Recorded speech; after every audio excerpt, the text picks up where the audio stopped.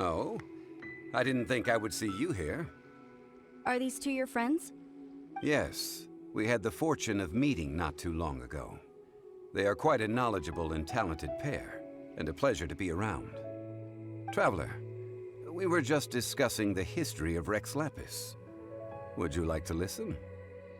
This, good sir, seems not to appreciate the almighty power of the Lord of Geo.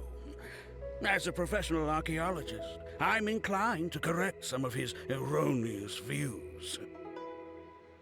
We are discussing the whereabouts of the first Mora. As everyone knows, the Lord of Geo taught the ancient people of Liyue the craft of smelting, creating goods that allowed them to develop trade with the early nations of that time.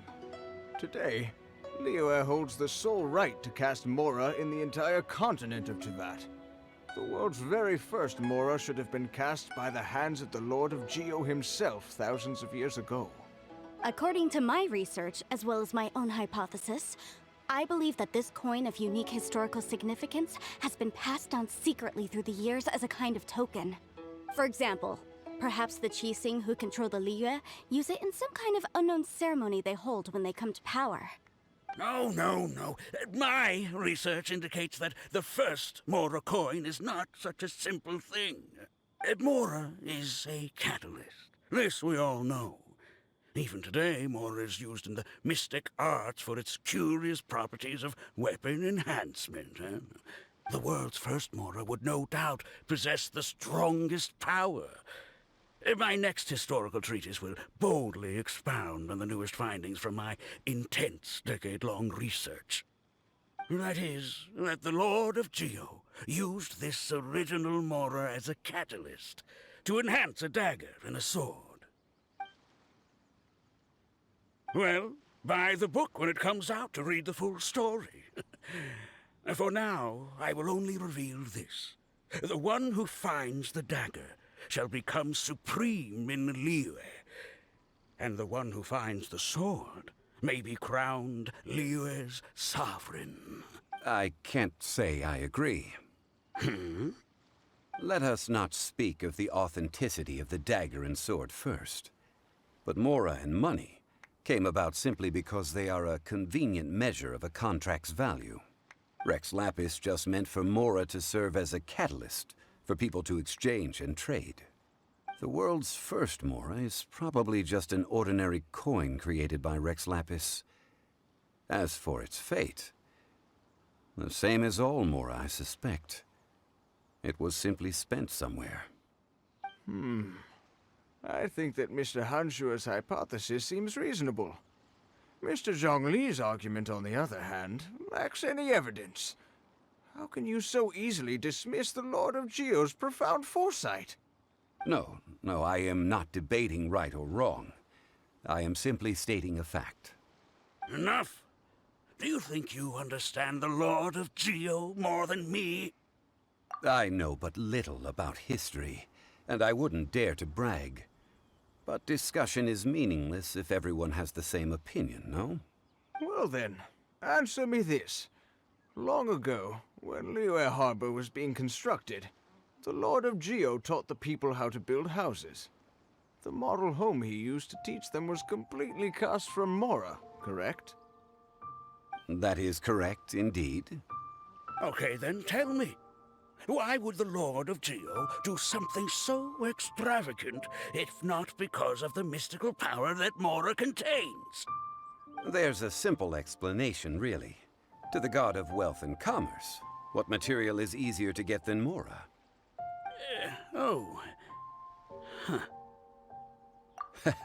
I mean, I am talking about Rex Lapis. Excuse me, sir. I have some questions about archaeology. Can we find somewhere quiet to chat? I mean, if it's okay with you. Oh, it's no problem at all. But may my friend accompany us? Perhaps they could be of some help.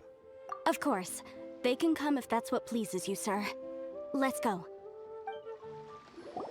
What I'm about to say is a bit disrespectful of the Lord of Geo and would draw a lot of angry looks. So it's best to discuss this somewhere quiet. Your argument just now exhibited acuteness of speech and thought, Most importantly, you don't fall for the boasting and acting of the others. You remain objective. So I have a question for you. Perhaps you will answer differently from other scholars. Do you think that all the gods that the Geo Archon killed were evil? Let's not analyze it in terms of good versus evil. Rex Lapis placed great importance on the integrity of contracts. So any gods he killed certainly must have broken some kind of contract. But when I was doing some research, I learned about the legend of the god of salt. The god of salt, Havria, was a very kind god, but she encountered Morax one day in battle. Morax used a rather underhanded trick to assassinate her. This bit of history is a long story. But you may not like the truth when you hear it. Don't worry, please tell me what you know. This event, I've already searched for answers for a long time. No, it's just... Where should I begin? Over here, Mr. Zhongli. I've been looking for you. So you're over here all this time.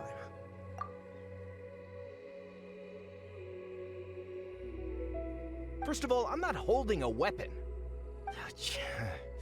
There's no need to overreact now. I'm simply an archaeological researcher from Snezhnaya. I'm not here for trouble. But this time, I registered with the Liyue Ministry of Civil Affairs. I could show you the official documentation if you want to see it. I will be conducting an archaeological survey here, the results of which will all be shared with the ministry. I heard that Wangsheng Funeral Parlor had a consultant named Zhongli, with immense knowledge of ancient history and archaeology. So I paid Wangsheng Funeral Parlor a handsome amount to hire Zhongli as my own consultant while I'm in town. So you mean to say that this is work for the Wangsheng Funeral Parlor, yes? Well, since it's work, I don't have a choice. A consultant of the Wangsheng Funeral Parlor must respect their duty. Of course you would be such a reasonable man. Well then, let's head out now, shall we? Wait, if you are studying archaeology, can I go too? I am also a scholar in this field, so I can help. That will give us a chance to continue the topic we were just discussing. Oh, and you should tag along too. This experience may be of help to you on your future adventures. It is a story from before the rise of the Seven. Although the god of salt has already perished, it will still be a meaningful experience for your journey. Wait. This is an archaeological expedition, not a tour group. That's too many people. But this friend of mine has a treasure-finding talent, surpassed by no one. It will surely be of great help to us. Oh? What talent? If my friend espies a treasure chest, they will absolutely find a way to open it. Well, that is quite enticing. All right then. Well, let's go. There's no time to waste. When the Overlord of the Vortex was crushed by the Jade Chamber recently, perhaps something of interest was washed ashore. An ancient artifact would be good. Traces of ancient activity would be great. But a piece of the god's limb would be even better. Who knows what surprises we may find.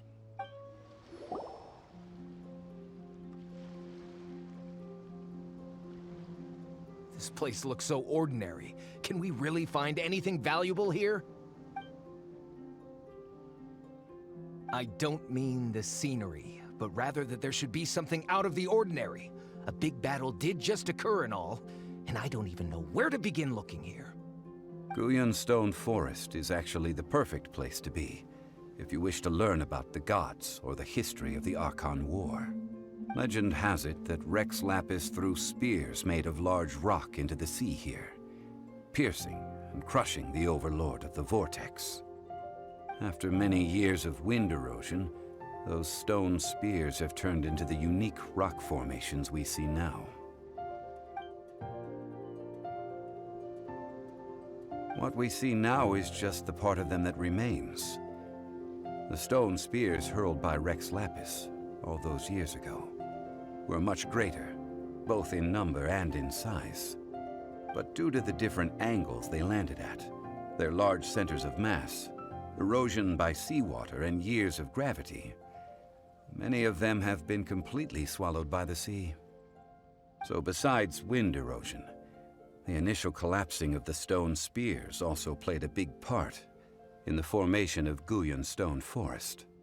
Well, a god able to fight one so powerful as Rex Lapis was certainly very strong in its own right. Indeed. This is where the value lies in research at Guyun Stone Forest. Most of the objects from that time were lost to the sea. But the gigantic waves created by the Overlord of the Vortex have given those sunken objects a chance to see the light of day again. So you're saying that if we look carefully, we'll be able to get very, very rich. I mean, rich with archaeological knowledge and historical value, yes? That's all I seek in life. Well, since we brought so many people, I think it would be best to split up and look. Okay then. I will go with my friend here. Although I have a smattering of knowledge in various disciplines, when it comes to archaeology, I can't compete with the expert here. Huh? Me? What's the matter? This is your profession. Why are you so surprised? I get it. I'll escort him then. Okay. If we find anything valuable or rare, let's meet on the shore opposite from here. The ancient god probably left behind lots of elemental marks. Following them should make our search much easier. Guyun Stone Forest is a place where a god was defeated, and its remnants still affect the area to this day. See that object in the center? Perhaps it emits the remnant strength of the god. That would certainly attract them. The hydromimic monsters. I have a contract and must put my personal feelings aside. Go ahead. Defeat them and recover the relic. It's just a stone slab, but its design is quite unique. This should be enough to garner some information. Let's head back. You call yourself a scholar of archaeology? You can't even recognize this or that. What are you good for? We all have our areas of expertise. I already tried very hard to explain. This girl just keeps bragging about how she's an archaeologist, but she doesn't even know anything about the surrounding ruins. I even know more than her. She left me to rely solely on guessing, experience, to find anything valuable to take back. Ugh, what a waste of time. I've just been researching the God of Salt, so I'm not familiar with sea relics. Is that so strange? And you! You kept asking about how much Mora everything is worth. Can the value of relics only be measured in Mora? Isn't measuring their value in Mora the easiest way? This also matches the traditions of Liyue, does it not? Now, calm down. No need to make a fuss. We were able to bring back some intriguing objects. Let's have a look.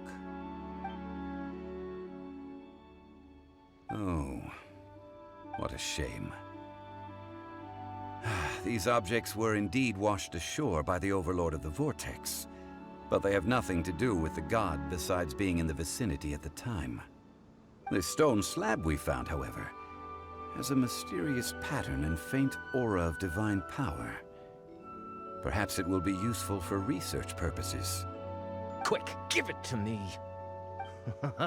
At least we didn't come for nothing. The power of the gods, yes! This is good.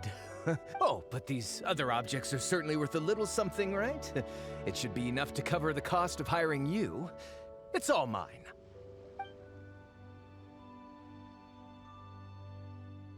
Not at all. My quest to uncover the history of the God of Salt is because history can tell us about culture and beliefs. But you? You're just trying to use archaeology to get rich. Nonsense! I'm a professional archaeology researcher from Snezhnaya. I swear. If I'm lying, may the Lord of Geo strike me down. Oh, by the way, you probably don't want to sell that teacup. Oh? Why's that? That's not an ancient teacup. It's part of Ningguang's collection. It must have fallen here along with the Jade Chamber. So unless you want to mess with the Qixing... Ah, I see. What a shame. It was of such high quality, too. See? You do want to sell these objects! But, so what? Why can't I pursue wealth both intellectual and material? Don't be so simple-minded. All right, then. No need to stay here any longer. I'm rather quite intrigued by the God of Salt, too, actually. Let's go to Saltarai next. Ugh! You're simply a money grubber! And what are you, then? All you think about is digging up valuable relics every day.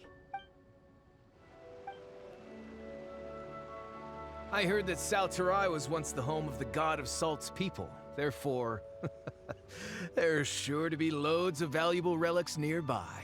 According to legend, the people of the God of Salt, Havria, enjoyed prosperous lives under her protection. But this legend has been around for ages. With the countless scrap collectors and treasure hoarders in the area, there probably aren't many valuable things left here. Oh, good. That's just great. If I knew it was picked this clean before, I wouldn't have come. About that, I know there's a ruin deep in this cave here. It's related to the God of Salt, which is actually how the area originally got its name of Saltarai. However, the ruin entrance has been sealed by a mysterious power. Nobody has been able to break the seal. I found a mechanism that seemed to be related to the seal, but when I undid the mechanism, the seal wasn't affected at all. So at the moment, the seal's origin and how to break it are very important topics in my research on the God of Salt. I don't know, there's no concrete evidence, but I'm pretty sure the seal is meant to hide some kind of long-forgotten truth. The God of Salt was a benevolent god, adored by the people, not to mention powerful. She wouldn't have any kind of shameful secrets to hide. So, the one who wants to hide some truth is very possibly her killer, Morax. Who cares about all that? It sounds like countless treasures of the God of Salt lie within this ruin, just waiting for someone to find them, right? You weren't listening at all, were you? Ugh.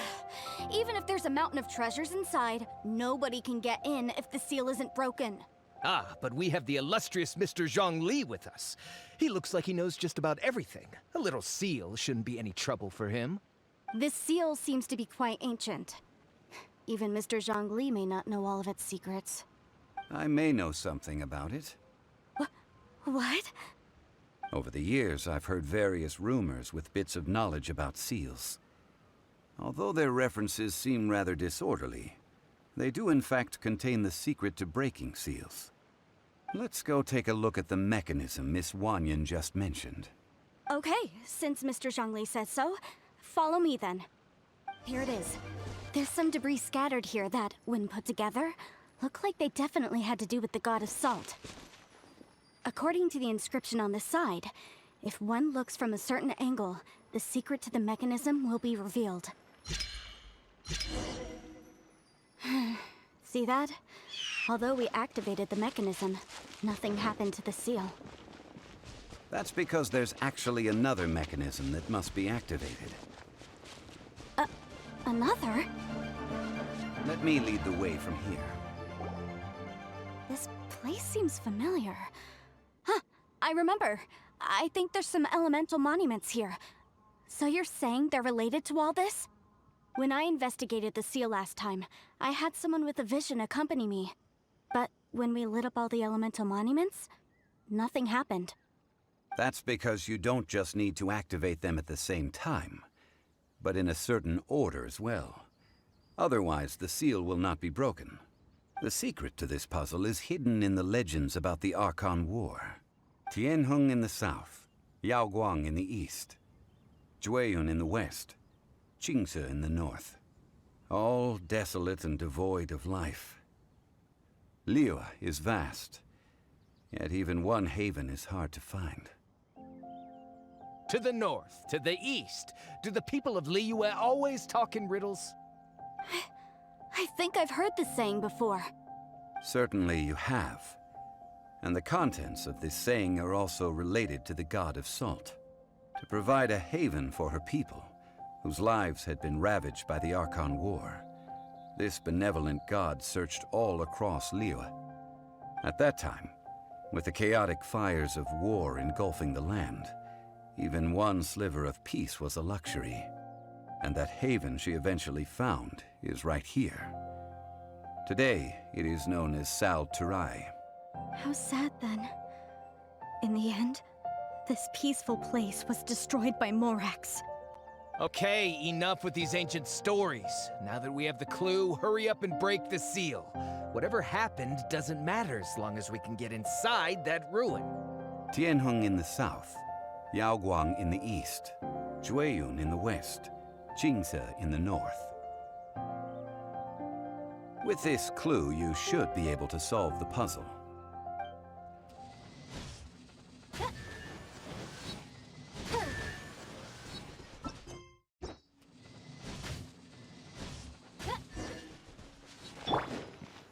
Look! The seal really was broken! Mr. Zhongli is indeed quite remarkable. It was nothing, really. Now, it's time that people learn the hidden truth lost to time. Before entering the ruin, I have a proposal that will help us prevent the kind of senseless arguing between you two that we saw at Guyenstone Forest. Okay. What is it? I propose you two agree upon a contract, stipulating that we alternate who gets claim to each treasure we encounter, with only one object permitted per claim. To show my sincerity, I won't be taking any treasure. This will just be between you all. I don't agree. I mean, you want me to split the treasure with this amateur archaeologist? No, absolutely not. I don't agree either. He will only defile the precious relics left behind by the god of salt. I can't accept this. Well then, if the contract is not agreed upon, I will no longer serve as your consultant on this expedition. You will have to rely on your own experience to find whatever treasures are hidden in this ruin, as well as traps. You have the audacity to demand this. Okay then. Even half of the treasure in the long-sealed ruin of the God of Salt should be enough to make a fortune. If you want me to agree upon this contract, so be it. I just have one request, Mr. Zhongli. If we discover the truth behind the God of Salt, you must judge it fairly, even if the truth harms Morax's image. I can accept this arrangement. Well then, let's go. Yeah.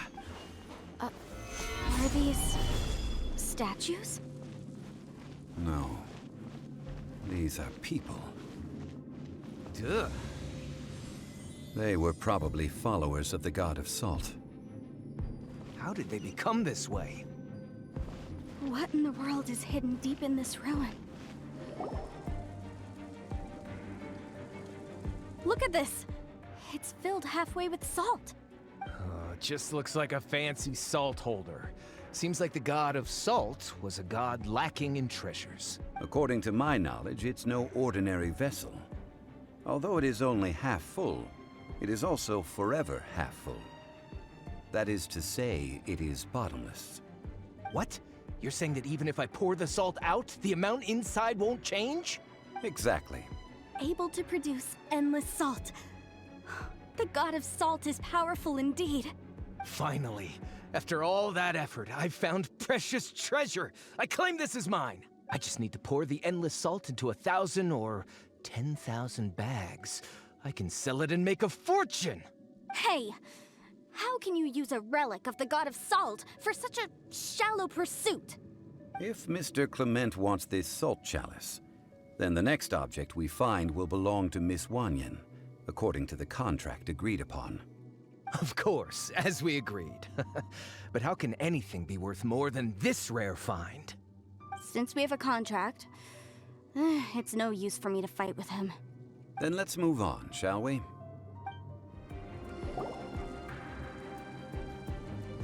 Just a simple ruler. It doesn't look to be worth anything.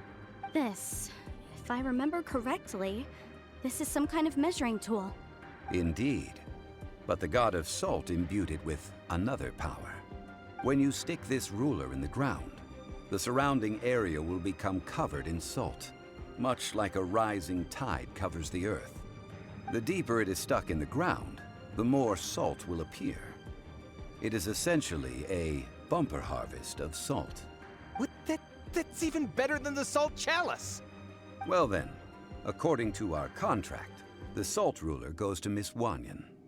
No, unacceptable. I paid for and organized this entire expedition. Why should I get the short end of the stick? And this girl has been useless!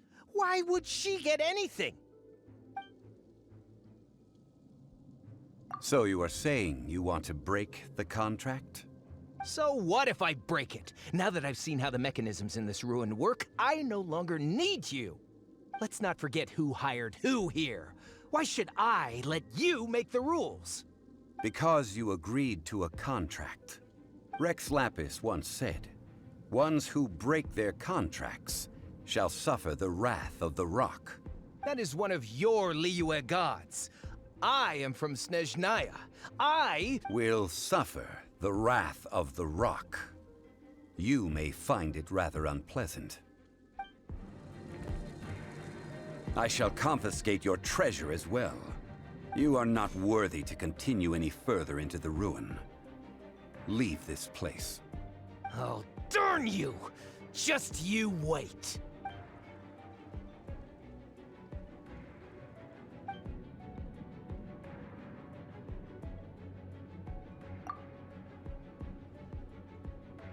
Clement's wrongdoing stemmed from greed, yes. But besides greed, there are many other things that may tempt us to break contracts. When people see the object of their dreams, how many are really able to control their desire and follow the contract? I think we should be honest with each other now. That in truth, not a single member of this archaeological expedition came here for archaeology.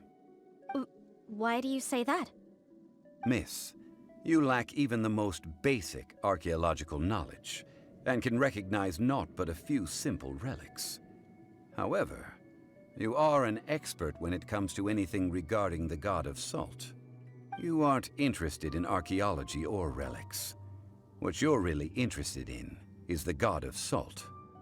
I believe those legends about the god of salt that you mentioned on the Pearl Galley are passed down between generations at Yinyuan Hall. Okay, that's enough. Sir, you are indeed a man of great knowledge and talents. I seem to have been right to seek you out once I plucked up my courage. You're right. I'm not a scholar of archaeology. I come from one of the 8 trades under the jurisdiction of the Chising, Yinyuan Hall of the salt industry. Our ancestors were those protected by the god of salt all those years ago, when the Archon War engulfed the land in chaos. During the war, Morax assassinated our god out of envy for her power. He left us alone and lost in the world. We hate him! But this is Morax's Liyue after all. And its history is written as he wishes. So I seek proof of Morax's guilt. He has blood on his hands and cruelty in his heart. We agreed to a contract that we will face the truth head on, didn't we, Mr. Zhongli? You must judge this history fairly. Naturally, of course. But I must add, Liyue is no longer Morax's Liyue. Come with me. All the answers you seek lie ahead.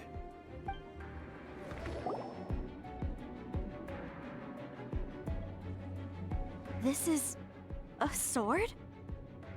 Aha! It's a broken sword! This is proof! This proves that the god of salt had to fight back. Fight back against the evil Morax. But sadly, she was defeated. The power of this sword surely is much greater than that of the Salt Chalice and Salt Ruler. If we can repair the sword, then we can show the world the mighty power of the god of salt. 2 pieces of a broken sword. From an archaeological perspective, these are 2 separate relics. According to the contract, you can only claim one. Why? We were alternating claims to treasure, true. But Clement is no longer here. Yes, but the only one object per claim clause still holds true. You cannot take 2 relics at the same time. This logic!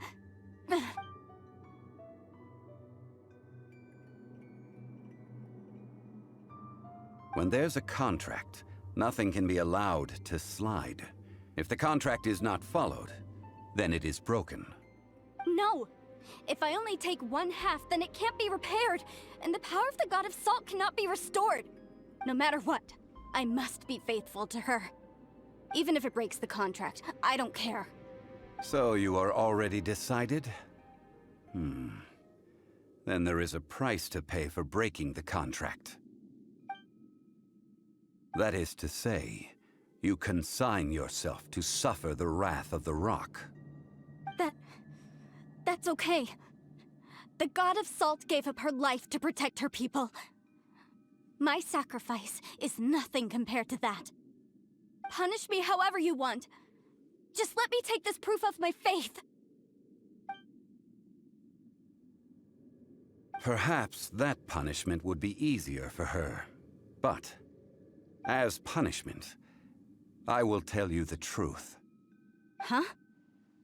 The truth? You mean the truth is my punishment? Yes.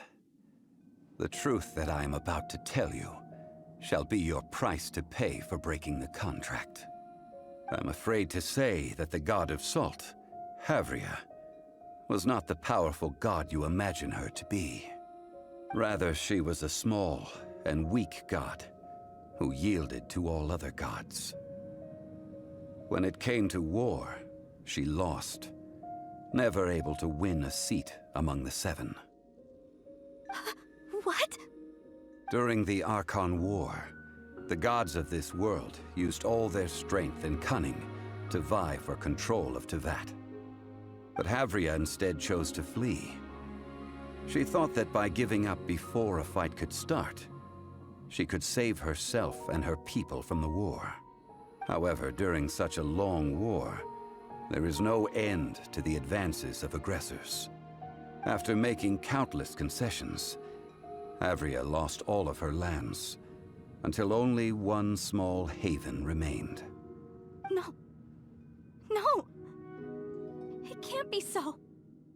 In her last days, she had not even a single blade to defend her people with. Not even a single blade? This sword is not a relic belonging to the God of Salt, but is instead the murder weapon used to kill her. Murder weapon? No! That's not true! That can't be true! You're trying to test my faith in the God of Salt! As I said before, I only state the facts. Preposterous! You are a follower of Morax! Don't try to trick me!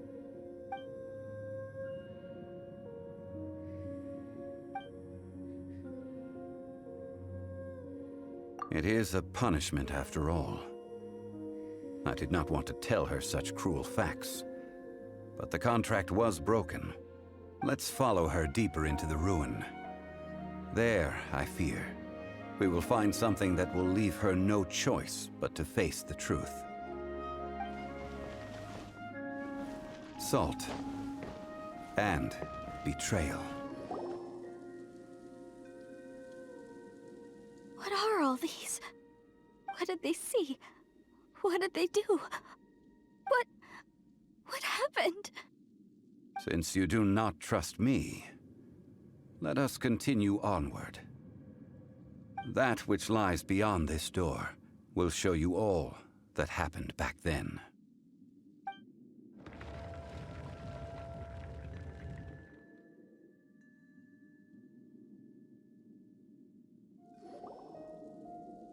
This is the scene of the crime. Havria's body dissipated, leaving nothing but these traces of salt.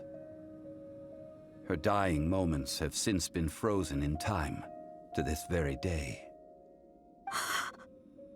The story continues that some among her people realized at last that this gentle, kind, but weak god could never protect anyone in wartime. The Archon War was cruel in the extreme. Instead of consigning her to the agony of defeat, they thought perhaps it would be better to give her a quick release. No matter how weak the god, the power that flows forth when they are slain is beyond the strength of mortal coils to bear. Those who could not flee were thus transformed. Those of her people who were untouched by this disaster left for Liyue, where they sought refuge with Rex Lapis. Their descendants feared Havria's remnants and lived in terror that she had laid upon them an eternal curse. So they risked their lives to come here, to break the sword, and offer up obeisances in hopes that her anger might be appeased.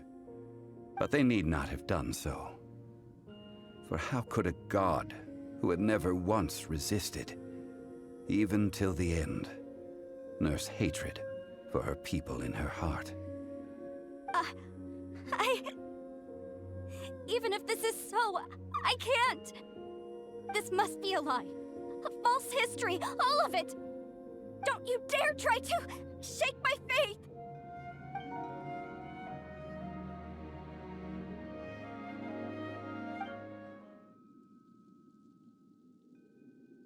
This is the price she must pay. Yet I would not call it a bad thing.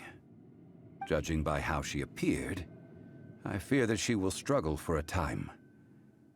But even if she may not escape that struggle immediately, simply recognizing the truth is good enough for now. Indeed, in ages past, Havria's story served as a warning to me as well. Faith in a god who has already passed will do you no good. So it is for Havria. And so it is for Morax also. All right then. Now, would you like to accompany me in taking a trip to Gullion Forest?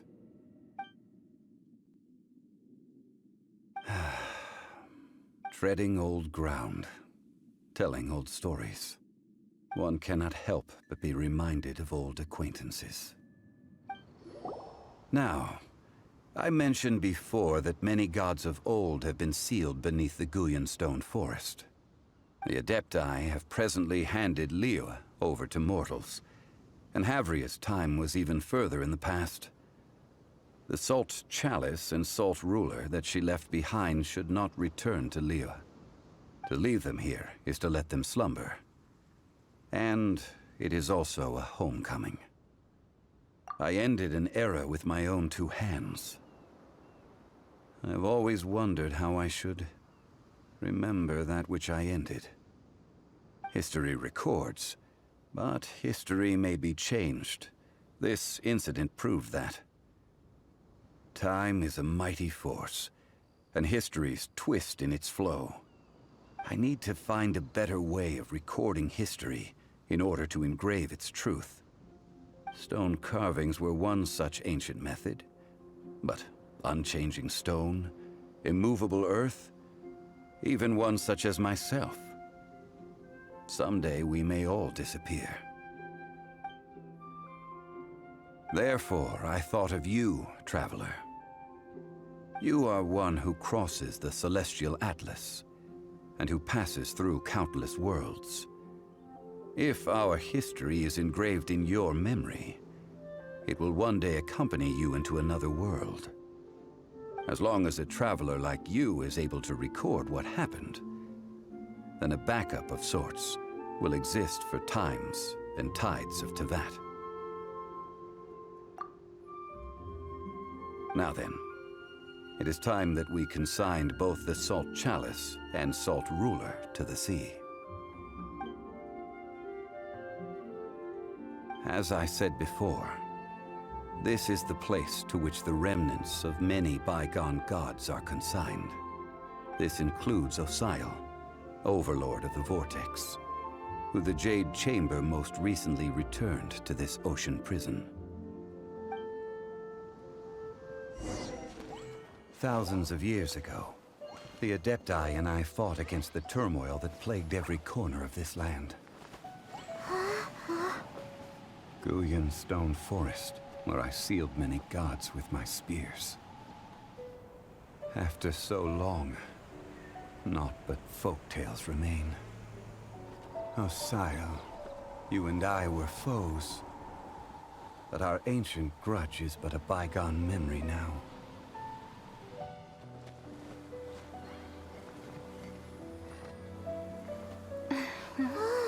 May that which Havria has left behind be yours to subsume.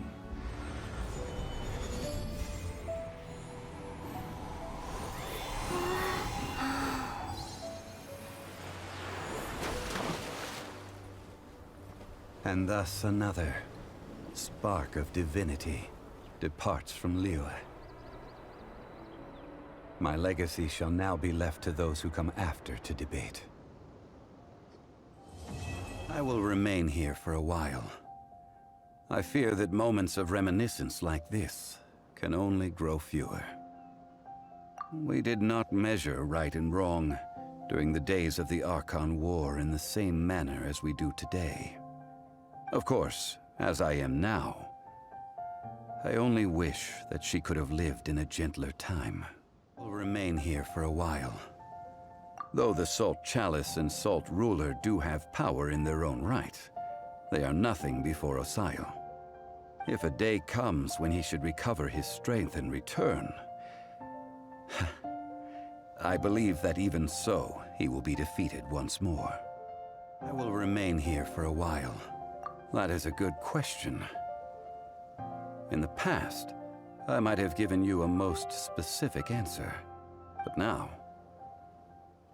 Yes. I suppose I will continue in my role as a consultant at Wangsheng Funeral Parlor. But if this journey was to your liking, why don't you come along the next time I am seeking to preserve memories of Liyue's past? Hey, MK here. I hope you enjoyed Zhongli Story Quest. Make sure you subscribe and like to stay up to date with the latest story for Genshin Impact. I'll be uploading some Zhongli gameplay next, so be sure to stay tuned. Thanks for watching, and if you made it this far, you're awesome. See you next time.